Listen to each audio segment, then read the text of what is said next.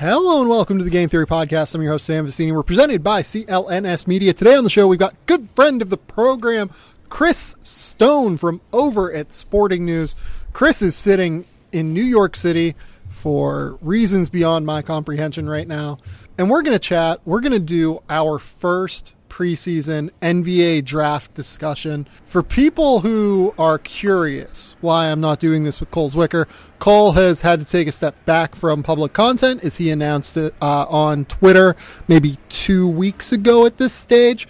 So this year, Chris is going to jump in and he is going to join me in my endeavor of breaking down all of these NBA prospects week by week throughout the college basketball season. Chris, how's it going, man? It's going really well. Just living the big city life now, at least for the week. So that's an adventure. Dan, don't you live in like DC anyway?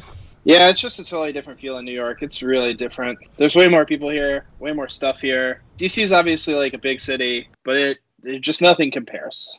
Is this like a situation where you're going to go like Jim Halpert on me? Like, you know, the vibe? It's just different, you know? I mean, there's certainly a different vibe. There's way more people around. There's definitely more hustle and bustle to the city. It's weird because in New York, if you walk outside at 6 a.m., there's people already on the street just all over the place. Versus in DC, if you walk outside at 6 a.m., no one's around. So, yeah, I don't know. It's just a different feel. But I like it. It's a cool city. Yeah, and like in New York, if you walk around at 4 a.m., you're going to have like people getting home from bars.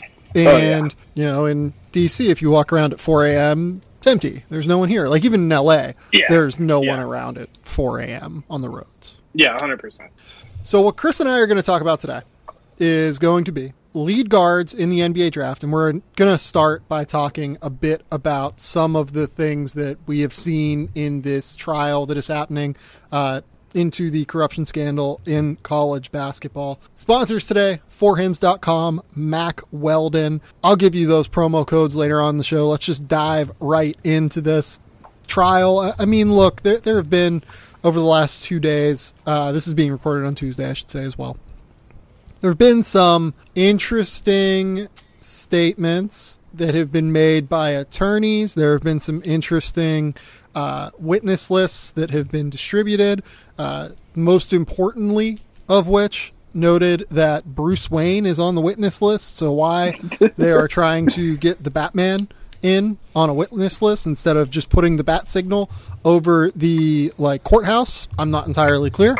But what is your impression of what's happening here in this trial? I went on a big Twitter rant storm earlier today, just out of sheer frustration with how I can see already that this thing is going to be covered. And I would like to get your kind of interactions here with it and how you're consuming the content here. Yeah, I think my frustrations are similar to yours in the way that it's going to be covered in terms of kids are going to be painted in a bad light by both sides. They will be, as much as the defense in this case will go about saying this is the way of doing business.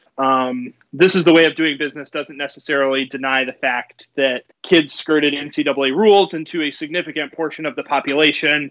That is as large of a crime as violating federal law. That's going to be frustrating to me. The other thing that's going to be frustrating to me is that a significant number of things are going to come out about college basketball programs during this process, and the consequences of that are going to be unknown for a significant period of time, but presumably there will be consequences, especially since some of the new NCAA rules say that things said in a courtroom are sufficient evidence for sanctions. And so I think, once all of this is said and done, we're going to be left asking a lot of questions about what's going to happen with the NCAA, if anything, and I assume there will be something. And just having that hanging over the head of the sport is kind of frustrating. So look, I mean, I don't really care that this thing is going to quote unquote hang over the head of the sport. I hope that this trial just completely demolishes the sham that is amateurism in the NCAA. It is a completely ass backwards system, like the best way that I can explain it is I was talking to Jeremy Lolliger, the CEO for the NBL, for the Brian Bowen story that I wrote on The Athletic. By the way, go to theathletic.com/game theory, 30% off of your subscriptions. That's a free advertisement even. And the thing is, like, I just generally asked him what he thought about the NCAA, and he really just kind of laid it out in how counterintuitive such a model is. And he just said that time has moved on because of the money that is involved at this stage. The money is too great for these kids to not be getting a piece of it. It is completely, in my opinion, crazy to me that these kids don't get a piece of it in any way.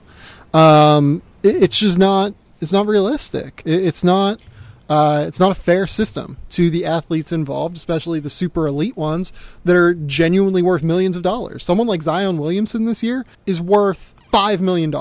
Easy. You could not tell me that, given his ability to drive content with his insane Instagram following, that he's not worth upwards of $5 million a year just in like paid advertisements, let alone what he's bringing to the school in terms of branding, the actual money he could be making from an NBA team right now if he was able to go one and done. So I am generally, in situations like this, on the side of, I am glad that these shoe companies are giving kids money, or even like giving kids' parents money, because I assume that somehow it's going to filter down to the kid, even if it is a little bit not on the up and up necessarily. So this entire trial is just going to be incredibly frustrating to me, because essentially what is happening here is the Justice Department is basically trying a case based off of archaic NCAA rules, because the NCAA is saying that they've been harmed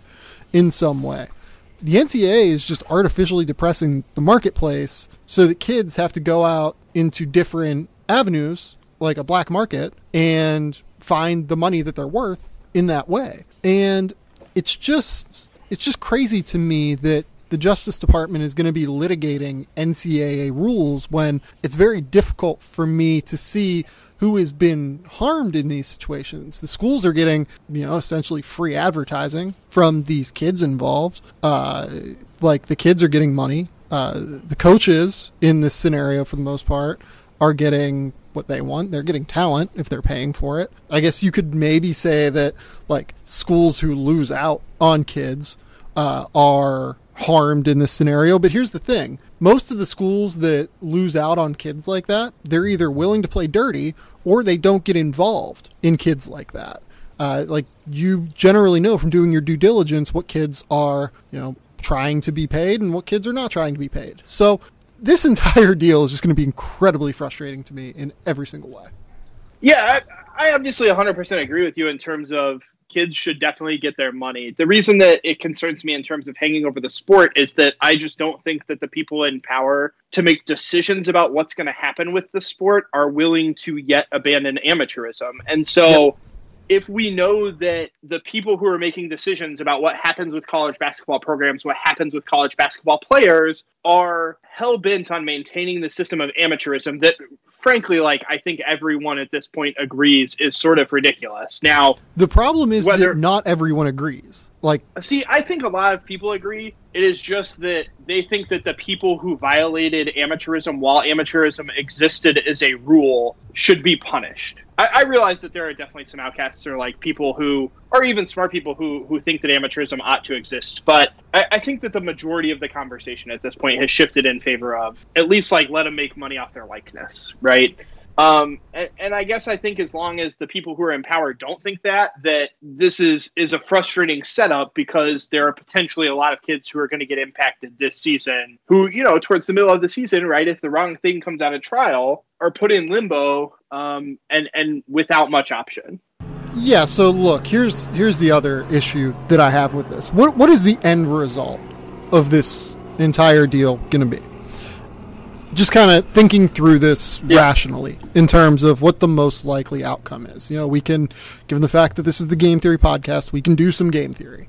The most likely outcome here is that Jim Gatto, all of the people involved in this trial are going to say there was no harm done to anyone involved.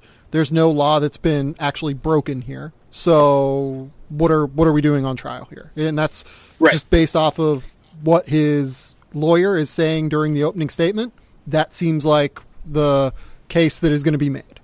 For the NCAA, all of these schools are just going to like plead ignorance. They're going to plead, hey, yeah, we didn't know what Under Armour was doing behind our back. Why should we be held responsible for it? And if this thing balloons out far enough where like every school is involved, and like not every school is involved, but most schools probably are involved tangentially, not necessarily even on purpose on behalf of, like, I'm not saying that like ex-coach, like every coach was cheating.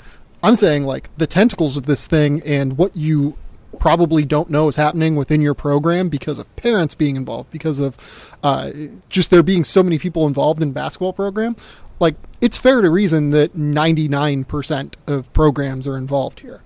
And they're all just going to plead ignorance, and eventually the NCAA is going to be like, well, we can't really do anything here, I feel like, other than suspend the kids. And at the end of the day, all that's going to do is hurt the student athletes involved and make their life more difficult. And I don't know why we should be going down this road whenever that is the ultimate likely outcome, is making incredibly talented kids' lives, good God, more difficult. Yeah, no, I think that's exactly right. If anybody just like kind of wants to understand the total insanity of this thing, Adam Zagoria reported today that Brian Bowen's father was given immunity from prosecution to be a witness in this case, which means that the government was preparing to prosecute for the violation of federal law the parent of a basketball player. And that's where our resources are going these days. And I just like, that stuck out to me as just like totally ridiculous. It also begs the question of why everyone else supposedly involved in these things, like assistant coaches who are on wiretaps, were facilitating the payment of this money, are not also charged with a crime, or not given immunity or whatever. But that's an entirely different rabbit hole. So I will say this, the assistant coach rabbit hole, where a lot of these assistant coaches have been charged with like essentially bribery, where they were funneling kids to financial advisors that they don't really know. I'm actually pretty comfortable with that being tried. Oh, I'm totally good with that one. I'm talking like the Louisville assistant coaches who were on the wiretap and in the room facilitating payments to Brian Bowen. Yeah. The ones who in theory under this same thing knowingly had a kid sign scholarship paperwork that defrauded a state university, basically. It's just all very silly, in my opinion. This entire deal is going to be frustrating.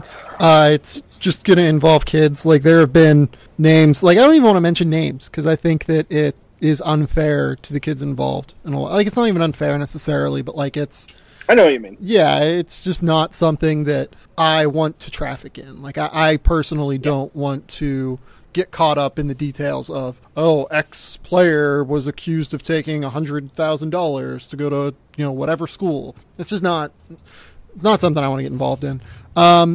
Let's do this first advertisement here. We talk to you about For Hymns all the time on this podcast. The reason that we talk about For Hymns is that it is just an absolutely great product. If you've ever looked at a photo of yourself from 5 years ago and thought, damn, I looked young. What happened to that guy? Where'd all these wrinkles come from? When did I start looking like my dad? Some things, they get better with age. Wine, a nice single malt scotch. Unfortunately, that's not the case when it comes to your skin and especially your face. Most guys don't do nearly enough for their skin, despite all that it does for them. Soap and water are just not enough to prevent aging, but there's something you can do in the fight against aging, and it's staring you right in the face. It is forhims.com, a one-stop shop for skincare, hair loss, sexual wellness. It's for men. Hims' anti-aging kit is just absolutely terrific. It is a custom prescription cream tailored to your skin that can keep your skin looking youthfully smooth by reducing the appearance of wrinkles and fine lines. The secret, it's really not a secret. It's tretinoin, and its results are actually backed by science. It can renew and restore your skin by increasing collagen, the protein that actually keeps your skin firm. Hims does this all by connecting you with doctors online who evaluate your skin needs and prescribe you a custom anti-aging treatment. All you have to do is take a couple of pictures and answer a few questions. Look, this is your skin. Do you want to be a face in the crowd, or do you want to be the face in the crowd? If you order now, I can tell you that you are going to save $20 off of your first month of the Hims anti-aging kit. Lock in those looks now and get your first month of anti-aging for $20 off. The way to do that, you go to forhims.com/TheorySC. That's TheorySC. forhims.com/TheorySC. forhims.com/TheorySC. forhims.com/TheorySC. Go get that $20 off of your first month of Hims' anti-aging kit. Chris, let's jump into lead guards. What is... So you and I haven't talked publicly yet about what this draft is so far. Correct. It is worth noting, I think, right now. What is our general impression of this draft? I've talked that I think that this is a relatively weak draft. What is your impression of it? Yeah, I'm not a particularly big fan. I think that there are a few really interesting prospects. For example, I am very excited about watching and trying to figure out what the hell Zion Williamson is. I think like he's going to be one of the most fun prospects in recent memory to think about as an NBA player, and that will carry a lot of the water for the interest in this draft. I think Cameron Reddish is another player who kind of fits that mold for me, who I think is going to be really interesting. But in terms of, depth of talent and even depth of talent in, say, the top 10, I'm really not a big fan in terms of what that projects to be long-term. It strikes me as a lot of prospects with, potentially high-end outcomes, but low probabilities of hitting those, and their median outcomes are really not necessarily super attractive as NBA players. Yeah, I tend to agree. I think it's going to be a class where there are a lot of differing opinions in terms of what guys are good, what guys are not good. Like, for instance, the first guy we're going to talk about lead guards today again. The first guy we're going to talk about is Quentin Grimes. I've got Quentin Grimes, like, in the top 7 or 8. I could very easily see you make an argument if you have him, like, at 20. Like, if you really, like, didn't buy his jump shot and didn't buy his ability to finish at the basket, like, I would get it. But, like, we'll kind of dive into him deeper, like, in a minute here. Like right now, I mean, look at the returning class is a great way to look at it. Like, I've got no one from this returning class in the top 8. Daniel Gafford, I have at 9, would have been like a top 20 pick last year. Rui Hachimura would have been like maybe a first rounder last year. DeAndre Hunter would have been probably like a first rounder last year.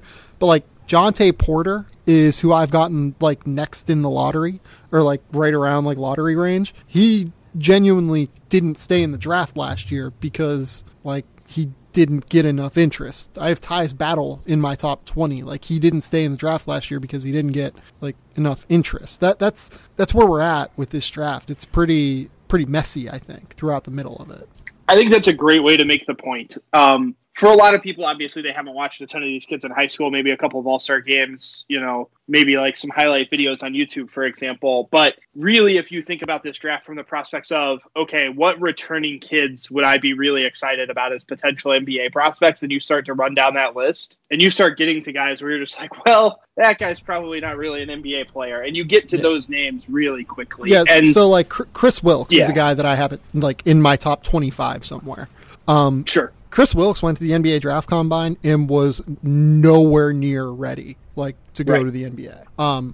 I like Chris Wilkes, and I think that he's someone who has potential to get there, which is why I have him so high on this board. But, we're just 4 months removed right now, 5 months removed from Chris Wilkes essentially getting turned down by the NBA. Yeah, that's exactly right. So let's jump in to the lead guards here. I'm not even sure that I would call Quentin Grimes a lead guard, but we're going to do this in like 4 segments over the course of the next 4 weeks, right? We're going to do lead guards, wings, forwards, and bigs. And I didn't really know how to qualify Quentin Grimes. Like, he's somewhere between guard and wing, and he's more just like guard than anything else. 6'5", 6'7" wingspan, has the ability to play make and create offense at a high level. Does have some questions that he needs to answer. And being the resident Kansas person on this podcast, Chris, I'm going to let you go to town on Quentin Grimes. Yeah, so I'm actually very interested to see what Quentin Grimes does this year. I know that he clearly was sold on the prospects of playing in a 2-point guard system in Kansas that over the last couple of years has used multiple ball handlers. I think it's fair to question how much the second point guard in that system really handles the ball. And realistically, that may fit what Grimes does well. I think you're exactly right to say that I'm not sure that he's a lead guard. I think he's someone who wants to be a lead guard because you get to have the ball in your hands, and that's where the money is, frankly. But I'm not sure that he has the skill set to do that. I think he is a competent playmaker, someone who can score the ball both off of his jumper and getting to the rim, out of ball screens in particular, but not someone who I've seen a ton of passing ability from yet at this stage, which is probably the biggest reason why I question his ability as a lead guard. I think he will probably be disappointed by the amount of time that he spends as a primary ball handler while he's at Kansas. And from a personal perspective, that's like rough for him. But from a scouting perspective, it makes it really difficult to consider him a lead guard or project him as a lead guard at the NBA level without making kind of significant improvements. So, yeah, I mean, like, first and foremost, he's a scorer, right? Like, he won the MVP of the U18 Americas this summer. Definitely a scorer as opposed to a playmaker right now. Creative ball handler, great inside-out dribble. I love the way that he gets space by just kind of hesitating, pulling that ball back and going.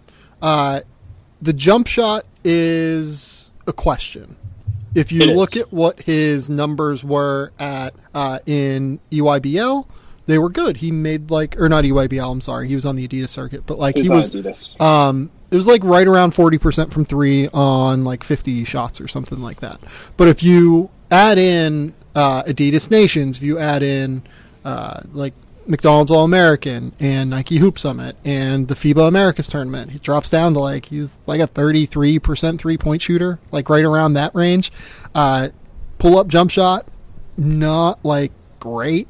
Made just 16 of 53 pull-up jump shots in the half court. Over all of those, I think I have like a sample of like 30 games or so. So not quite where he needs to be there yet. As a passer, though, it's very interesting because, again, he was not a passer at all in his EYBL games.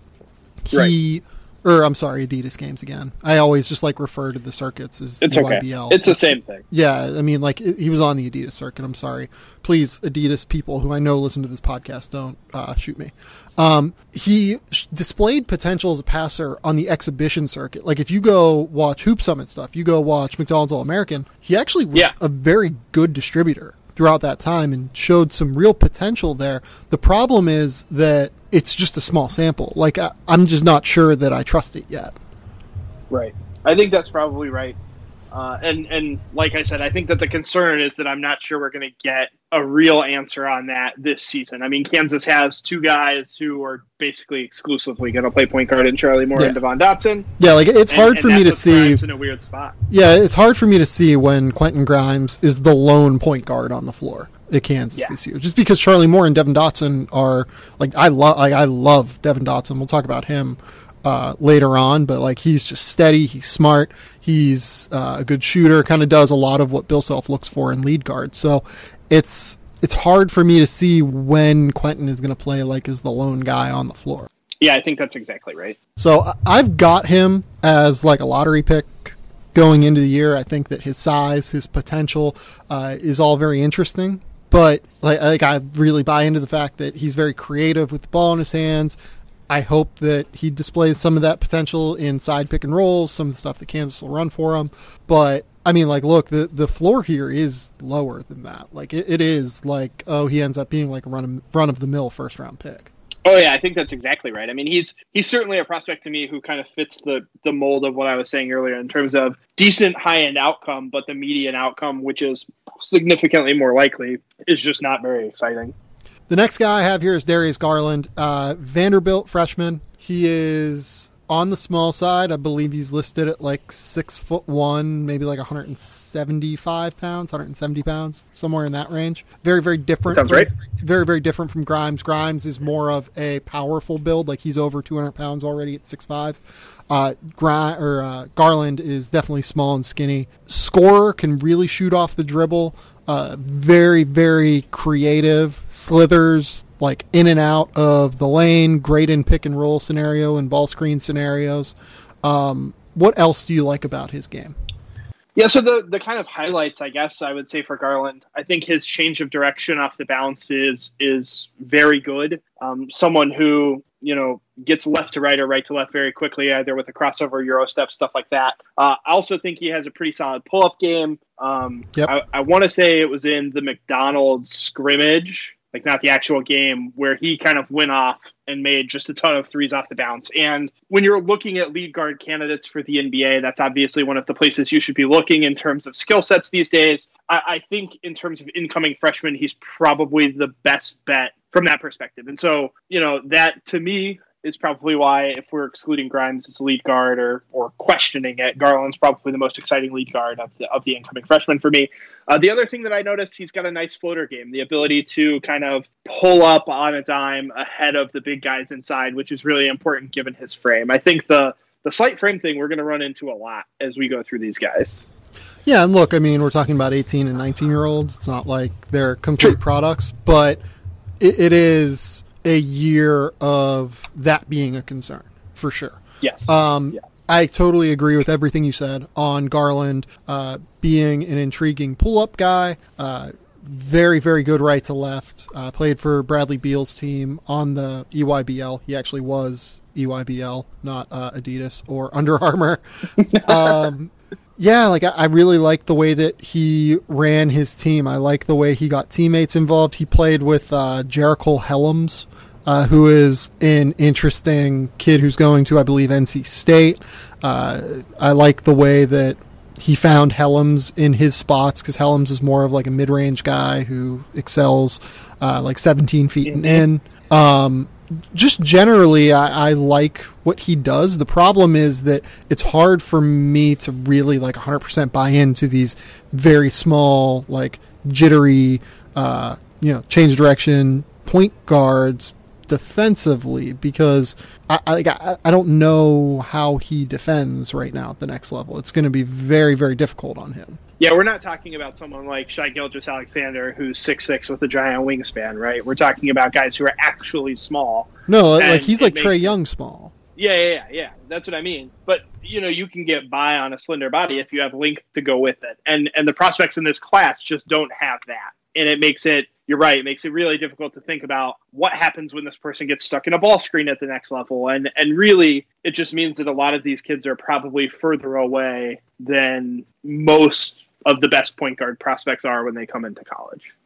Yeah, I think that's right. I absolutely think that's right. Garland, I think, is for sure a lead guard, whereas both of the guys that are around him, and we'll move on to the next guy here in a minute, but they're more combo-y guards as opposed to leads. Yeah. And I would say that I trust Garland to be a one and done. I think he probably will be like a top 25 pick if you made me bet. It'll be interesting to see how he kind of works within the Vanderbilt scheme, because it's kind of a youngish team. It's a team that, if I remember correctly, doesn't have like a crazy amount of shooting returning.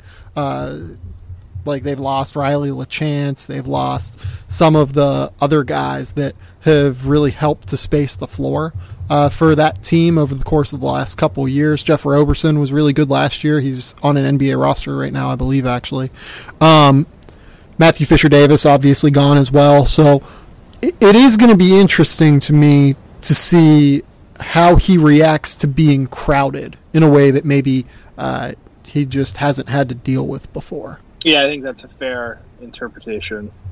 So maybe Vanderbilt does have like shooters coming in somewhere that I'm just not aware of, but they are losing a lot of shooters, and they are bringing in like Simi Shatu, who is, kind of an interesting face up four, but from what I've seen so far from him, doesn't really have like that 3-point shot either. Yeah.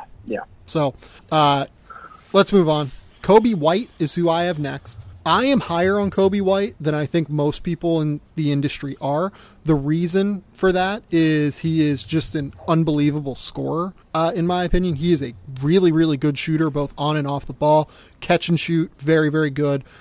Can easily pull up. I like that he plays really hard as well. Not like a crazy athlete necessarily, but he plays with a good tempo, plays with solid pace, doesn't even have like a great frame, I would say. Like, he's pretty skinny still, not super long by any stretch of the imagination, but he's 6'4". He can really shoot and score, and he's going to be playing in a situation where North Carolina needs a lead guard, just straight up. They lose Joel Berry, and I'll be interested to see how he reacts to playing on the ball a little bit more. Yeah, I think that you're right in terms of the situation that he's going to be put into. I said that I think Garland is the most interesting pull-up shooter of the one-and-done guys. I would say that Coby White is probably second for me. Someone who, when I saw him at McDonald's practices, was very comfortable pulling up from three out of his handle, which is obviously a giant plus. Like you said, very comfortable shooting off the ball. In the McDonald's game, definitely made at least one pull-up three. And I really think you're on point to say that the fact that he is a comfortable scorer is the reason to be interested in him as a prospect. And whether that role is ultimately as a starter in the NBA or just as a bench guy who can come off and kind of bring a different look with a second unit, that's super valuable.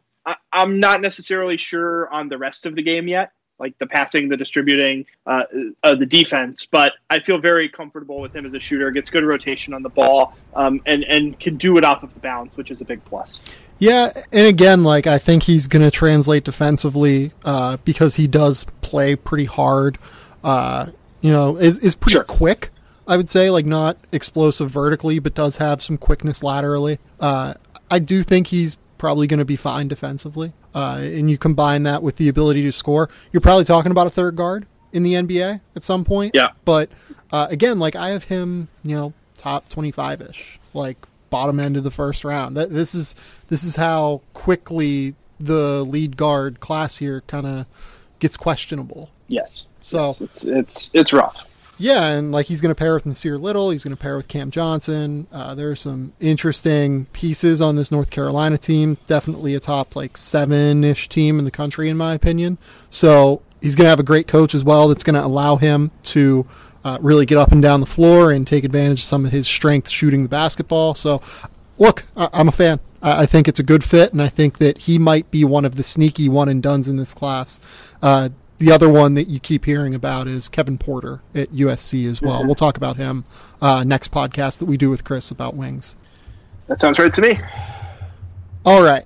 The next freshman here that we've got before we kind of jump into some of the returnees, and by this I mean like potential one-and-done freshmen. There are a few others that we'll get to near the end of the podcast, but I would say that this is the one that I like a little bit more than some of the other ones.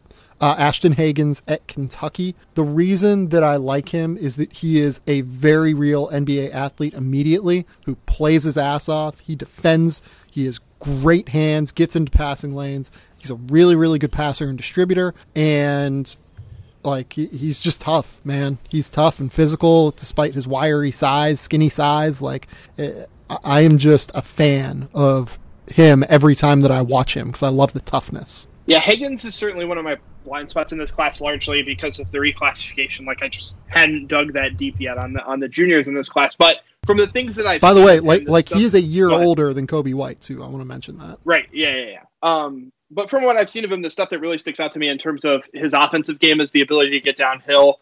Another player who is really good in terms of his change of direction, has a nice crossover, good behind-the-back moves, and uses that to get to the rim pretty consistently, and is capable of making easy passes once he gets there. He can hit the dump off, make it to the corner, and like you said, just someone who plays with a real edge or level of toughness that, frankly, for the rest of this class is kind of lacking. Yeah. There are some guys that play with it, but like You talk to assistant coaches that have been recruiting this class now for like 3 years, and they get frustrated pretty quick. Yeah, like, look, Hagans, the big question is the jump shot for sure. Just scoring ability in general. He's very skinny. He embraces contact and plays tough going up to the basket. But look, I mean, again, he's like 6'2", 6'3", 175 pounds probably. So it's definitely going to be an adjustment to deal with the physicality. How he adjusts to that physicality is going to be something to watch. I just personally believe that the adjustment is going to go well because he is so mentally and physically tough on the floor. Certainly. And he needs to win the point guard contest as well, by the way. We'll talk about Emmanuel quickly later on, but like... it's going to be a battle. Yeah, Kentucky has like very real point guards on this roster. Let's get into some of the returnees. But before we do that, I've got to tell you about Mack Weldon. Mack Weldon is a new sponsor here on the Game Theory podcast, but their mission is very, very simple. They want to make sure that all of your basics are smartly designed and shopping for them is easy and convenient. The founders founded Mack Weldon because they wanted more out of their basics, and they always questioned how something so essential could be such a pain in the ass to buy it. The frustration was real. Their eureka moment happened in a department store aisle full of brands that dominated their top drawer. Surrounded by a mind-numbing assortment of underwear and socks, they realized consistent fit and quality became a game of roulette. So they decided to take matters into their own hands. They started from scratch and engineered their own fabric. They made sure the design process was meticulous, so you can count on the fit being the same every single time. Mack Weldon, I promise you, is better than whatever you're wearing right now. It's a premium men's essentials brand that believes in smart design and premium fabrics. Mack Weldon believes in smart design, premium fabrics, and simple shopping. I can tell you right now, you go onto these websites sometimes, and it can be so frustrating. Mack Weldon was easy. It was just such a simple way to go about shopping for any of your needs in terms of clothing. They have the most comfortable underwear, socks, shirts, undershirts, hoodies, sweatpants, whatever you wear. As someone who tries to not wear jeans or dress pants as much as I can get away with, Mack Weldon is exactly what I'm looking for. They have a line of silver underwear and shirts that are naturally antimicrobial, which means that they eliminate odor. They want you to be comfortable, so if you don't like your first pair, you can keep it, and they will still refund you, no questions asked. Not only does Mack Weldon's shirts, underwear, socks, and everything look good, they perform well, too. It's good for going out. It's good for working out. You want to go on a date with it. You want to go to work. Everyday life. Mack Weldon is absolutely terrific. This is your call to action. For 20% off of your first order at Mack Weldon, visit MackWeldon.com and enter that promo code THEORY, THEORY, at checkout. That is MackWeldon.com, THEORY, as the promo code at checkout.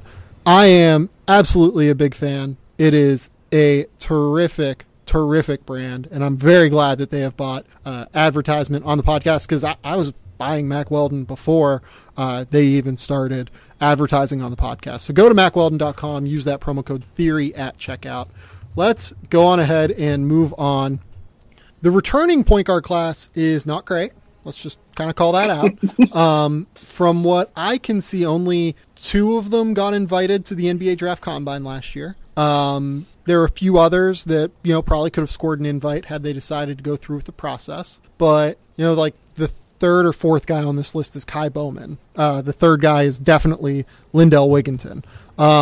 Those 2 guys didn't earn combine invites last year for NBA executives. Now, I would have invited Lindell Wigginton, no question, but that's kind of where we're talking about with this. This is not necessarily your strongest lead guard class.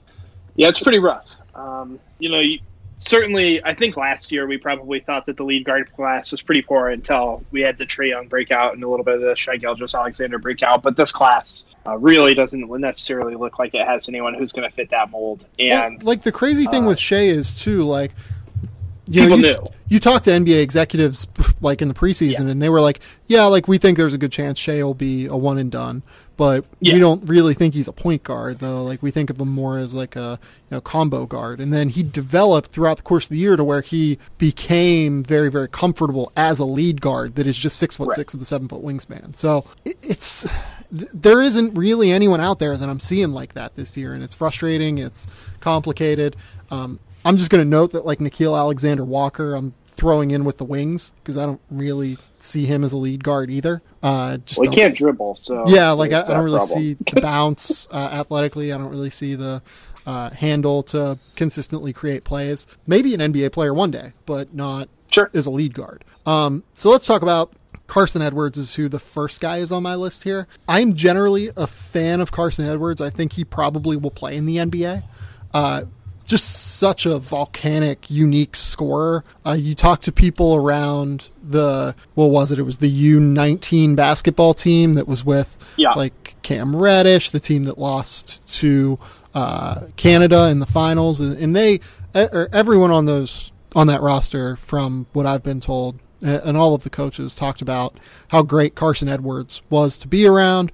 Obviously, Purdue loves him. He's going to be shifting into a bit of a different role this year because P.J. Thompson will not be around.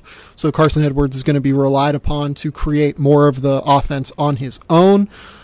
What are your thoughts on that? Because Edwards has been able to kind of do his own thing and just score, not have to worry about distributing over the course of his first 2 years. That is going to fall on his shoulders, and I think it's going to be very indicative of what his NBA draft stock is, because by the end of this year, we're going to know everything we need to know about Carsen Edwards. It's just whether or not you believe he's going to figure it all out. I think that you're exactly right.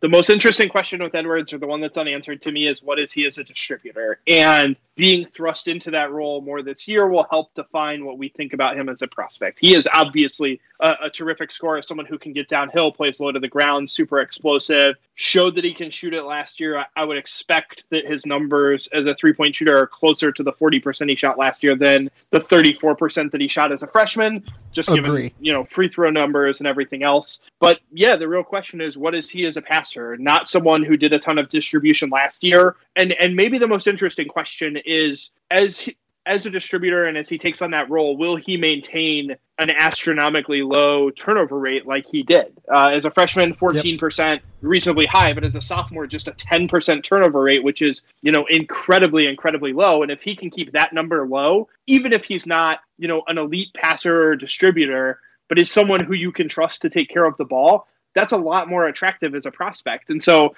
I might watch that number even more than I watch his assist numbers in terms of figuring out what he looks like as a decision maker in the NBA. For me, I think I actually am on the other end of that. I need to see more of the assist numbers. I do need to see him more operate out of pick and roll and spray out to shooters and find little dump off guys around the basket, because I feel pretty good about the fact that he takes care of the ball at this stage. Even if the turnover rate spikes a little bit, I would expect it to spike a little bit and probably be more around the freshman year range. I don't think it's going to be indicative of him being a more turnover prone player. It's just going to be indicative of him needing to spread the ball out a little bit more and having a little bit more on his shoulders. And that's fine. I think it'll be totally cool. And the thing about him is that he is just such a ridiculous scorer. He is a guy who dropped 56.3 effective field goal percentage in jumpers off the dribble last year. That is a 94th percentile mark, and it comes on 150 shots. It is a astronomical number for someone that small and for someone who had to create as much offense as he did for Purdue last season. Now, the other big question with him is he has never been a good finisher around the basket. The size has prevented that from happening so far. He was particularly poor as a freshman, and then last year, I think he actually took a little bit of a jump, and he was still at 47.6% as a scorer around the basket. But I think he can get away with it as long as he continues to be an elite scorer off the dribble and then add some playmaking ability in pick and rolls. Yeah, maybe the thing you'd like to see in that regard is a little bit higher free throw rate and ability to get to the line.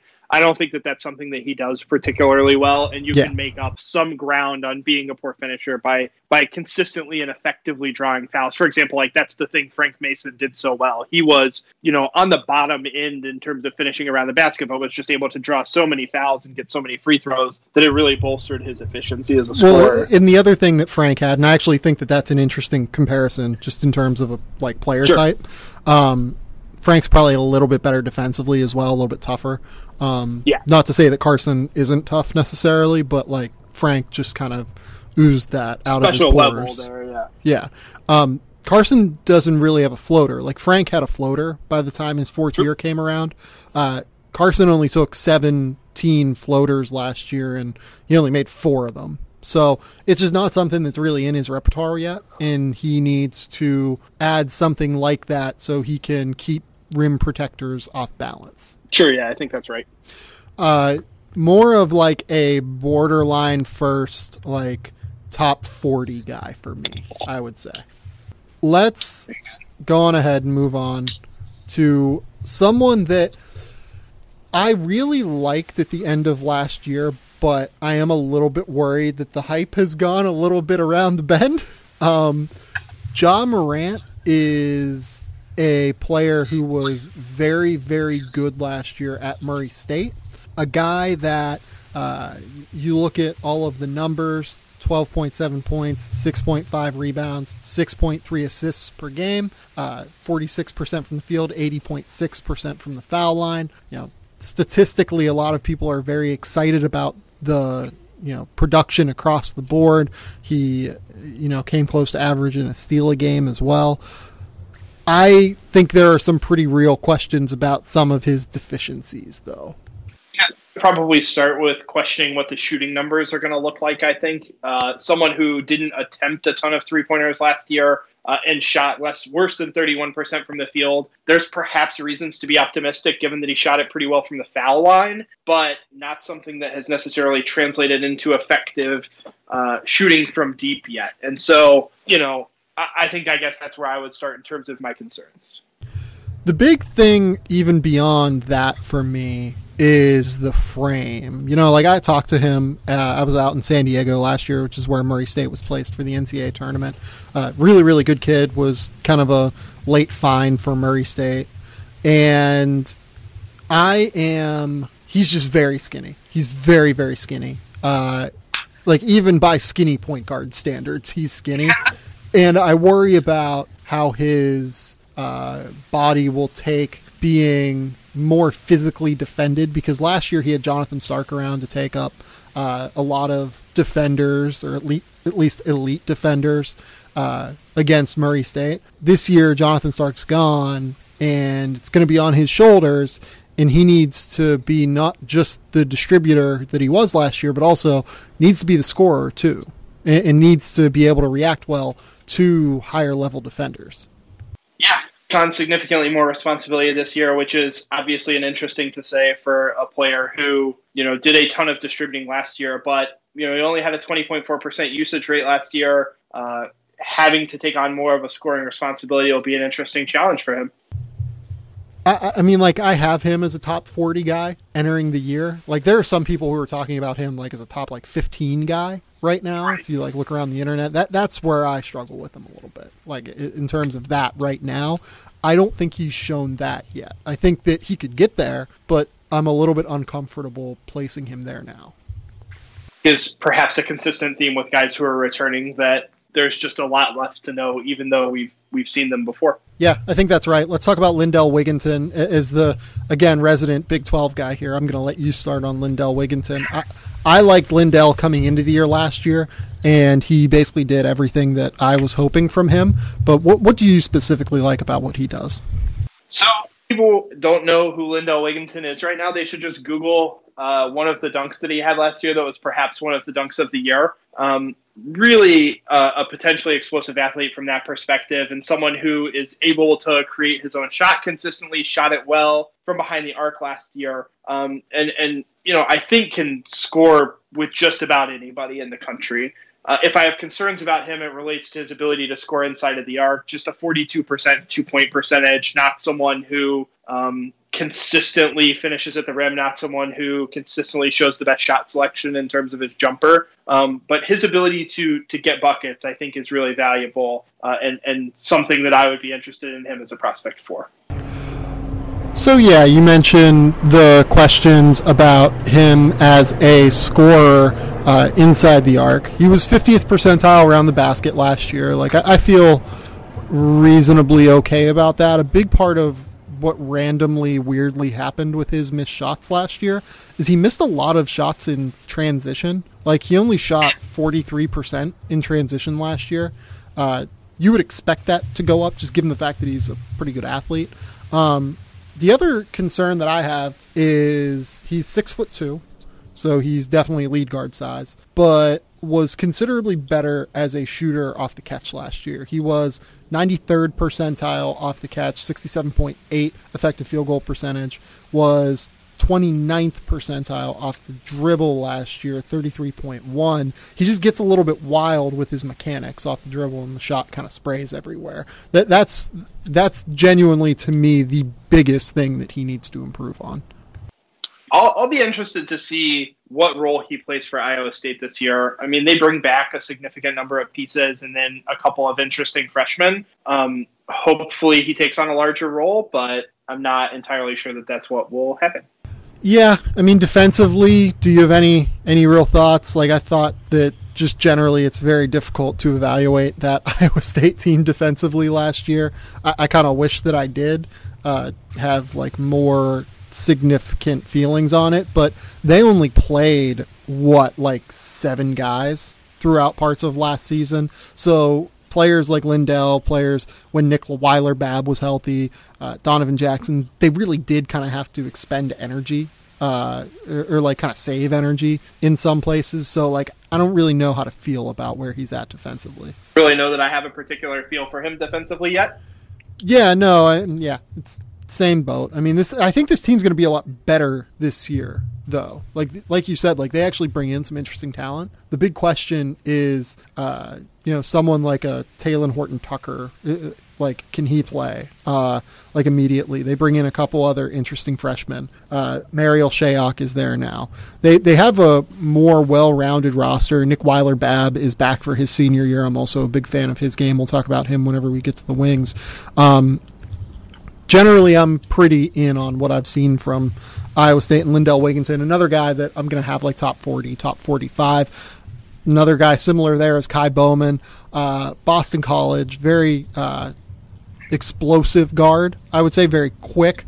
A guy that obviously has put up incredible numbers just as a scorer. Now, part of this is that he plays like 95% of the game for Boston College every game, but he is someone that has proven that he can shoot it a little bit. He's someone that can get into the lane because of his quickness and just kind of make plays.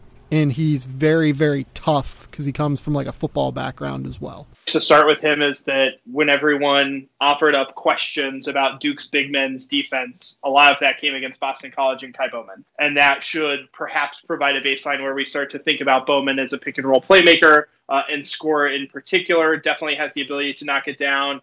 Particularly off the catch, was 91st percentile there last season. Someone who generates a ton of pick and roll possessions and generally can score the ball efficiently. And I think that is exciting. Passes it okay, gets to the rim, like you said. It'll be interesting to see how he does without Jerome Robinson next to him this year. And that'll open up, some more opportunities for him as a point guard. So, yeah, I think that I see some people like having him in the first round. I can't really go that far with him. Again, big question here is the ability to shoot off the dribble. Very, very good shooter off the catch. Not someone who's shot it all that well off the dribble yet. Good finisher because he's tough. He embraces contact. As you mentioned, with Carsen Edwards, is a skill that Edwards needs to develop. Kai Bowman draws a ton of fouls. He just goes straight into big men's bodies and is happy to kind of make of it what he does.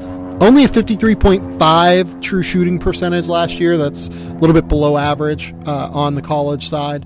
So not something that I don't know that I would call him like super efficient yet, and I don't know that I would call him a super efficient decision maker yet. Had a 19% turnover rate, got a little bit loose with the ball at times last year. This is also a Boston College team that I'm not expecting to have a crazy amount of shooting next year. I would imagine they're probably going to be a below average shooting team, losing Jerome Robinson, replacing him with like Jarris Hamilton in the starting lineup, and then they get in a transfer from like Jordan Chapman played last year and made like 40% from three, but they're expecting him to like play a bigger role this year, I think. Right.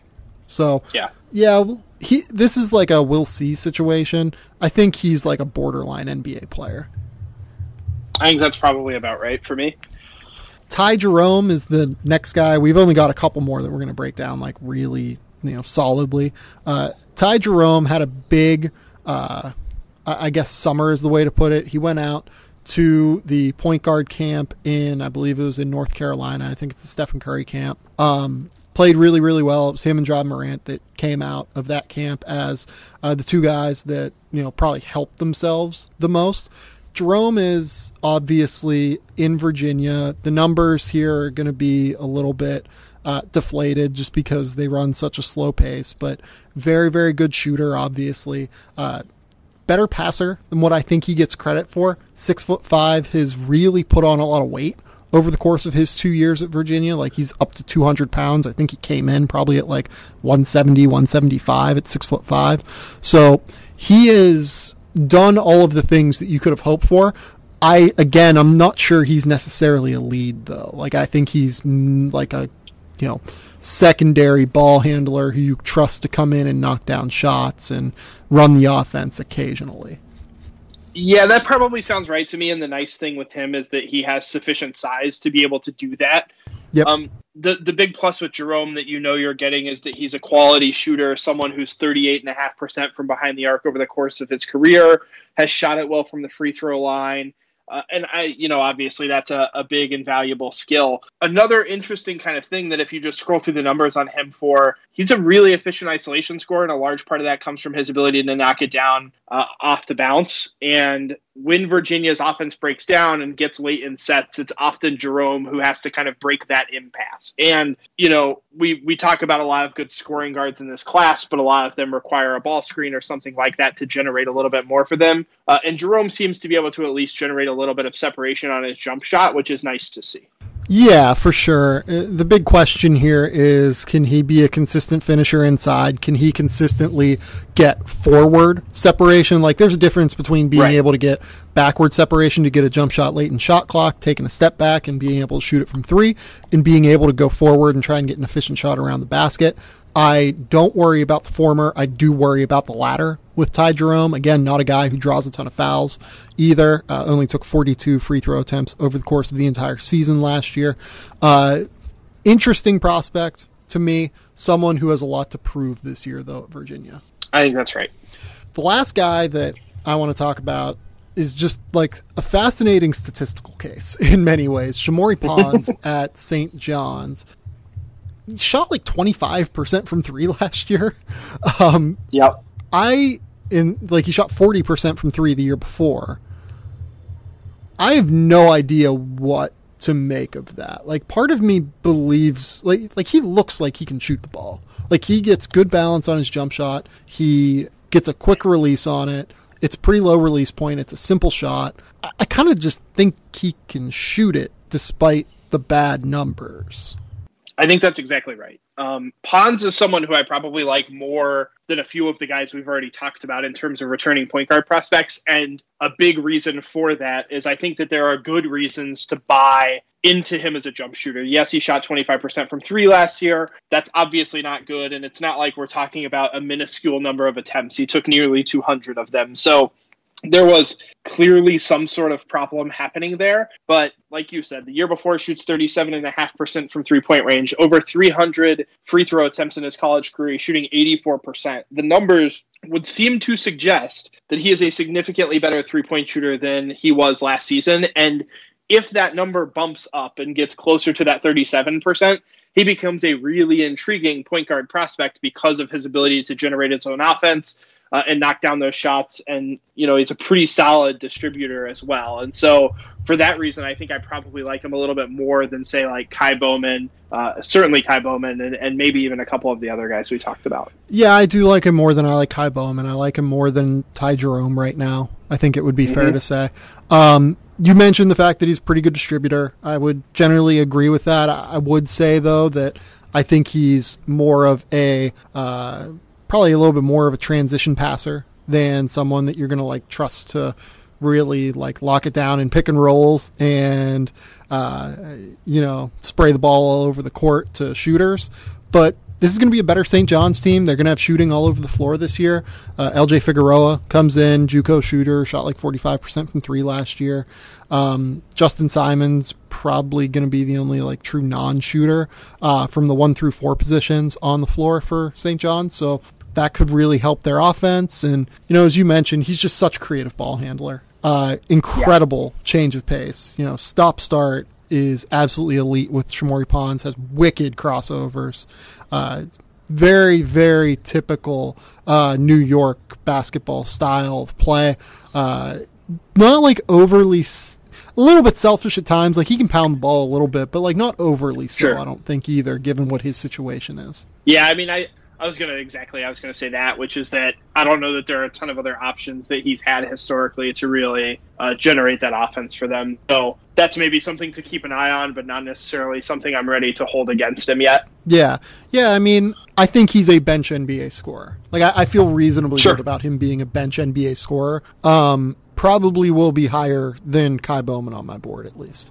Yeah, I mean, it would not surprise me, I think, if Ponds is a top 3 lead guard prospect in this class at the end of the year. Yeah. The other guy here, and it's funny, we talked for like 10 minutes before the podcast on like our list that we wanted to talk about here. And wouldn't you know it, I missed one. Oh, did you? Marcus Howard. Oh, yeah. He's fine. He's a good way to transition into this next group, though, because I think he's like kind of in the middle of these two. Yeah. I really like him because I just flat out believe that dude is an utterly elite shooter.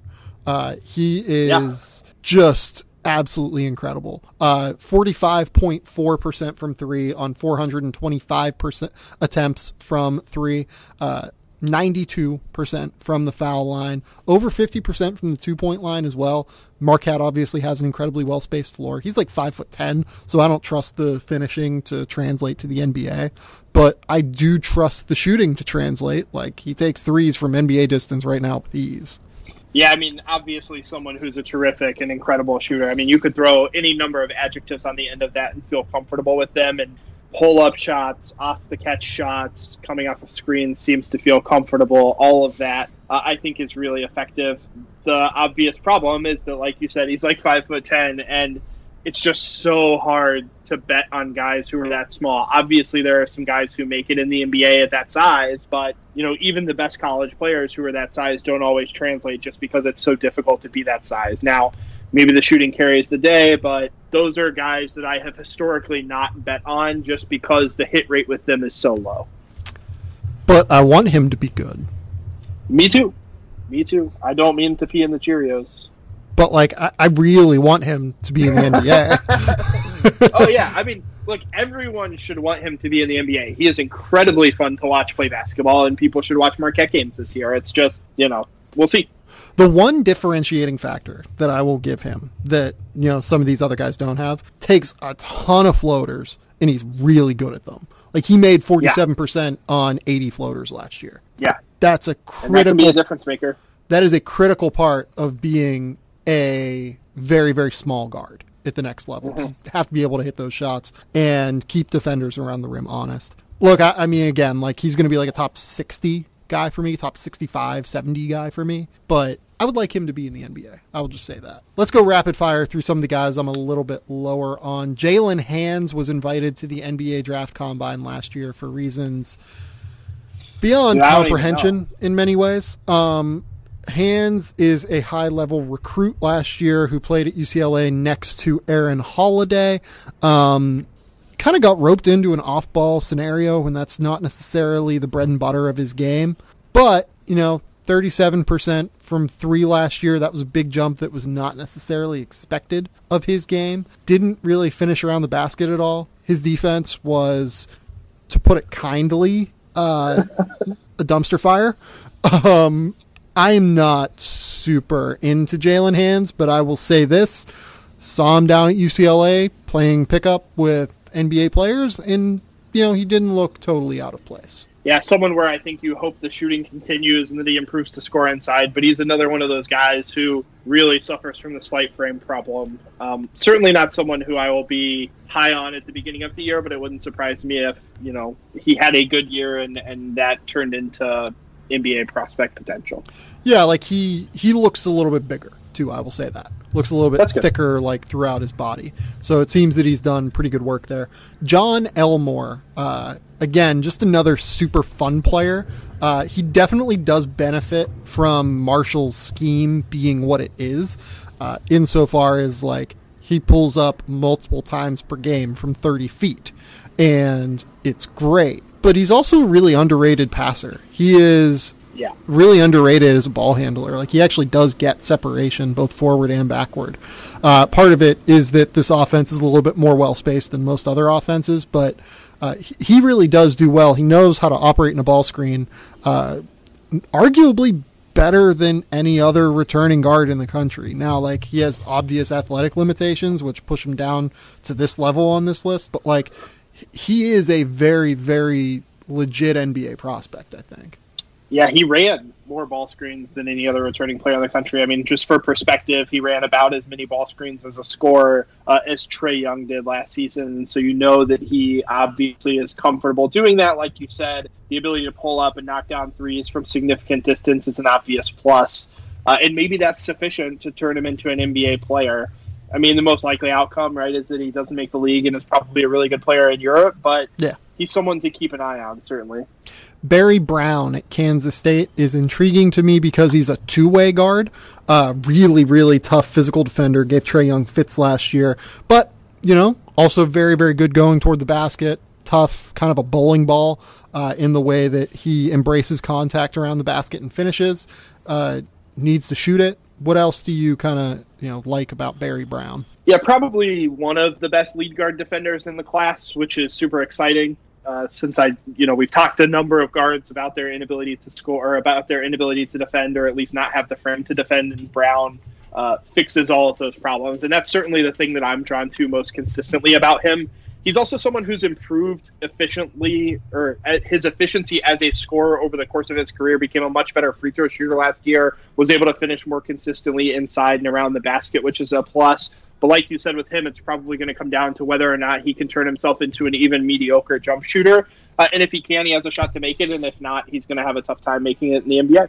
McKinley Wright is someone that I really just like in general. Super, super tough at 6 foot tall. Was way under the radar as a recruit. Was not even in the top 300 last year. And ends up at Colorado and drops 14 points, 5.5 assists, 4.7 rebounds. Funniest McKinley Wright number, 1.6 offensive rebounds per game, despite being 6 foot tall.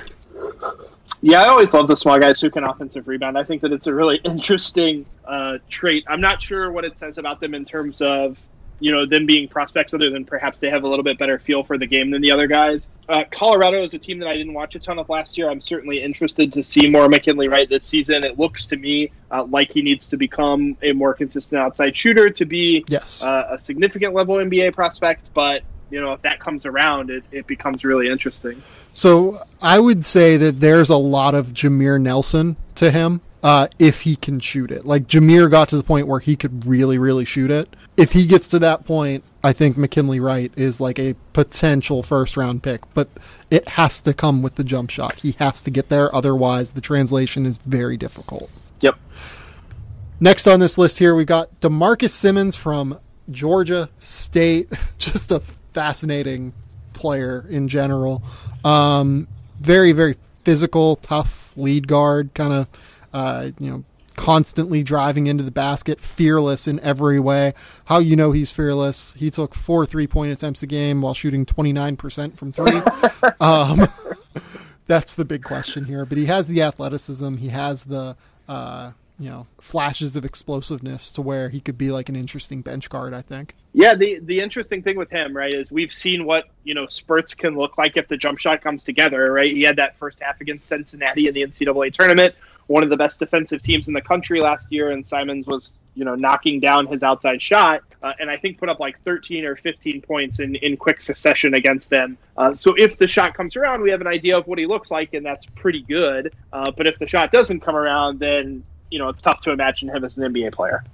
Tremont Waters at LSU, undersized guard. Like, he's listed at 5'11". I would be shocked if he's 5'11". Statistically, though, 16 points, 6 assists a game last year. Really, really good pull-up shooter. Not a great finisher inside, obviously. I am generally a fan of Tremont Waters, but he needs to prove that he can defend. He needs to prove that he can get his teammates. He can pound the ball times. He needs to prove that with the more talented team he's going to have around this year, that he can get everyone involved. Yeah, he's going to have an interesting opportunity with, like you said, a more talented team around him. Obviously someone who gets on the radar because of his pull-up shooting ability. But, the fact that he's super tiny and not necessarily the best distributor makes it questionable that he's an NBA player. The weird thing is he's a good passer, but I don't know that I would call him like a distributor yet. You know what I mean? Yeah. So we'll see what happens there. A teammate of his that is worth bringing up here, we'll get into the freshman of it all now. JaVonte Smart is a guy that I've gotten to see a little bit at EYBL events that I've gone to here and there. Very, very tough physical guard, 6'4", great frame, good distributor, not necessarily like an awesome distributor. Doesn't really have the jump shot yet from what I've seen. Maybe I saw him on bad days, but doesn't really have the jump shot from what I've seen. What have you seen from JaVonte Smart? I haven't really seen him play much, so I'm sort of flying under the radar here on him, and is someone that I will have to watch more this year. I'm intrigued by him being a lead guard next to Tremont Waters and letting Tremont Waters kind of get buckets and kind of be a secondary distributor maybe. JaVonte Smart, again, also a good defender anytime that I've seen him as well. Devon Dotson. I also like Devon Dotson, just steady, smart. Probably not a one and done though. Same with JaVonte Smart, probably not a one and done. Steady, smart, can knock down pull-up jump shots, distributes well, just small, and probably from a physical standpoint, not quite there yet. Yeah, I think that's right with Dotson. He's a really fun player to watch. He, you mentioned someone earlier plays with a good pace. I think Dotson also plays with a really good pace, knows when to kind of push it in transition and get out ahead of the defense, which is a nice skill to see from a freshman, given that, not all of them really have that understanding of the game yet. There are actually quite a few of those guards in this class, I think. Like Trey Jones is another one. Yeah. Plays with great pace. Really, really does a good job of making sure he's never out of rhythm. It's very similar to the way Tyus plays, and does a great job of getting all of his teammates on the floor involved, knows when to push it in transition, knows when to hold it up. Going to be great for that Duke team. Going to be absolutely fantastic for a Duke team that has that much talent. Again, we thought Tyus Jones was not a one and done whenever he entered college. I would say Tyus, in my opinion, was probably slightly ahead of Trey. But if we're looking up in April or May and Trey Jones is at the combine and has declared for the draft, wouldn't be super surprised. Yeah, I'll be really interested to see what kind of opportunity he gets at Duke in terms of handling the ball. Obviously, I think RJ and Cam are going to demand a significant number of possessions. Yeah, the last one of these guys that do a really, really good job of controlling pace and kind of distributing the ball and shooting off pull-ups is Javon Quinterly. He's going to be at Villanova.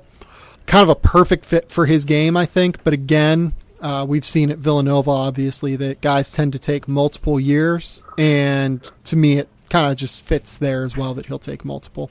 That sounds right to me. I'll be honest. When I saw him at the McDonald's practices, I wasn't particularly impressed. I thought that the jumper looked a little bit weird to me. I'm not exactly sure what was off about it, but there was something that felt weird about it. No, it's definitely a weird jumper for sure. He like kind of turns his body a little bit in a strange way. And then, I don't know if it's just size or like some ambiguous toughness characteristic, but, it just seemed like the other guards there were in a better place at the time than he was. Yeah, I mean, it's a very interesting question. Like, he dealt with a lot last year. Like, his name got brought into this NCAA investigation. When I saw him prior to that, like, I saw him at an Adidas Nation's training camp against like all of these elite kids, and I saw Tom Crean like running them through drills and stuff, running them through like scrimmages and everything. He was very, very impressive. Like, he was one of the best players on the floor in a class of elite players.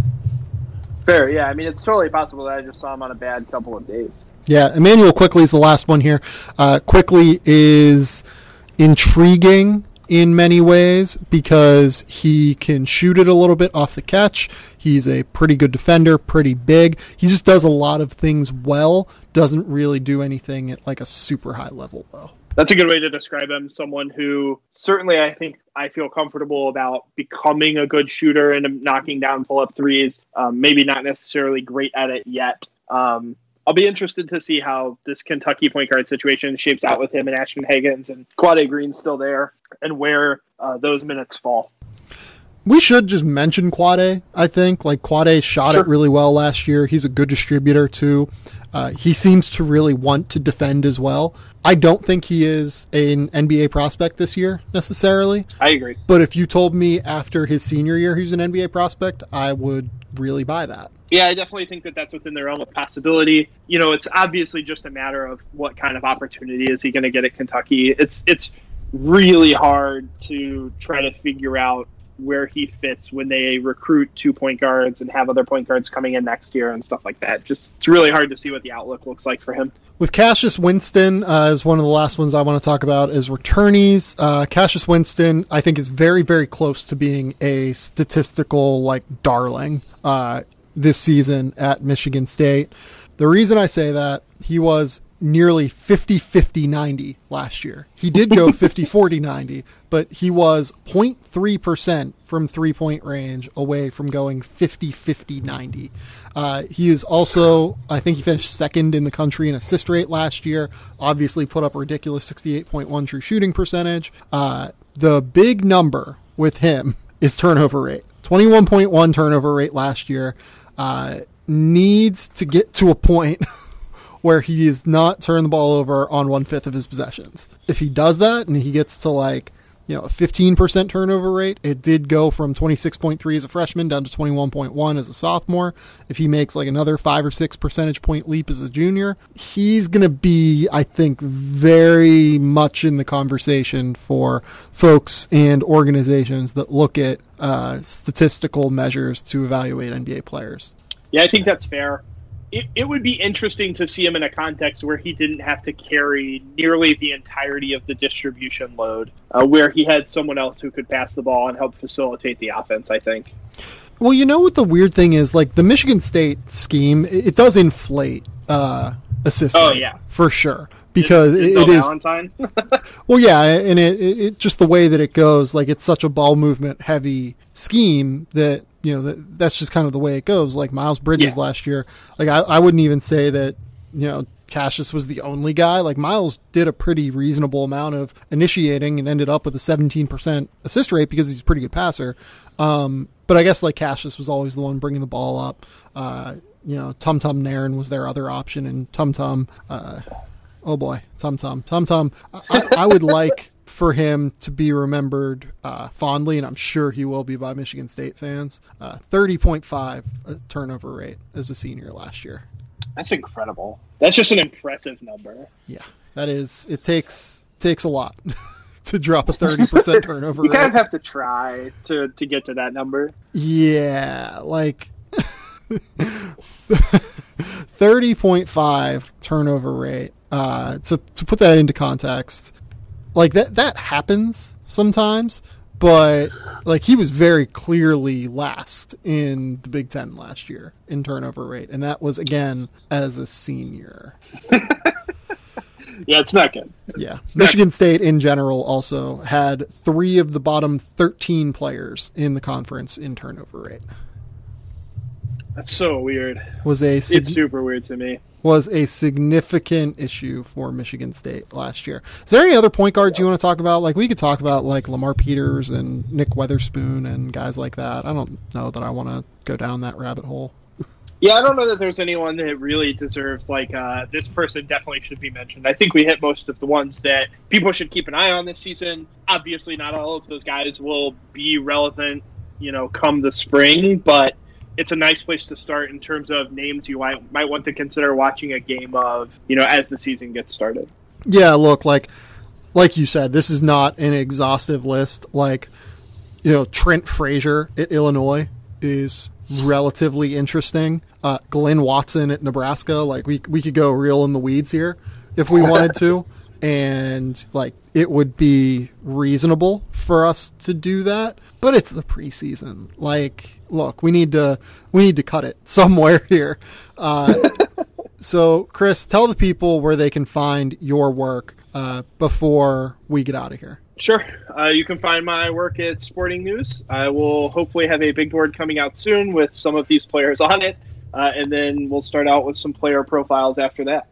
So this week for me, I am in Orlando when this podcast is being released. I'm going on a 3-day cruise to the Bahamas, so I may or may not be reachable. I am not entirely sure what the internet situation is like. Also, as my editor Sergio Gonzalez brought up, I'm going into the Bermuda Triangle. So, I might not be back at any point here. So, if you don't hear from me ever again, I have enjoyed this podcast. But hopefully there is a next time. And until that next time, we'll talk soon. Bye.